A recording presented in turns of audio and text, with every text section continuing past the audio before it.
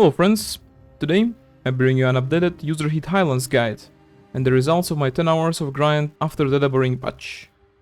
Let's start with the guide. Here's the map of the spot. As far as I know, there is no difference between the spiders in terms of landscape and clear speed, so you can pick whichever is free and go at it.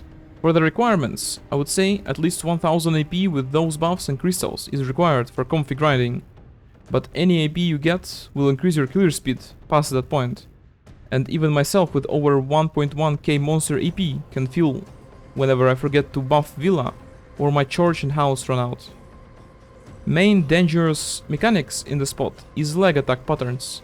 Those sadly cannot be seen on lowest optimal settings, so I would suggest using at least very low, and your effects need to be around at least 50 to 60, so that you can see the green circles on the ground that give you an insane damage boost. But don't stay in them for too long, because unlike the green areas during lag attacks, those do quite a bit of damage to you while you're inside them. So the best thing to do is grab the buff and move out of it. Generally speaking, you want to avoid all red areas during lag attack patterns and stay in the green ones if possible. If you don't see the green one, you can just iframe around until the attack is over, or go out of range if your class doesn't have a spammable iframe. A very important trick for the spot is baiting the leg animations.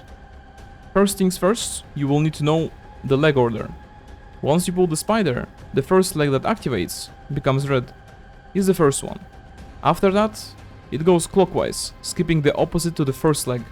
So, the order is middle, left, right, and middle again. After which, the long recharge phase happens. The rotation resets and starts with the middle one again.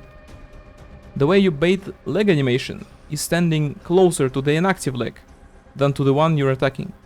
Some classes can do this really well even from max range, and some classes will struggle to even hit it with good skills. For mostly melee classes, the ideal plan is hit the red leg for about 5 seconds and then go near an inactive leg to bait an attack. If done properly, another leg starts one of the patterns during which you can try to finish off your active leg.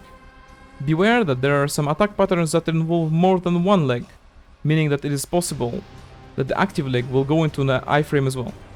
If it doesn't, just hit your active leg and dodge or frontal guard the mechanic, and you're golden. You can also prepare a little bit for the leg push. For example, save BSR and your E buff, as well as pre-charge some skills. For example, Succession Witch and Wizard Meteor. Other than that, there's really not much to it. Now then, let's take a look at the results of my 10 hours of grind in here. The spot is super good with Agris, but I chose not to use it, again, due to my clear speed requiring at least 23,000 Agris per hour, meaning that even 100,000 is not enough for a 5-hour session. First 5 hours were pretty uneventful. Didn't have any raw drops, and normal ones were about average.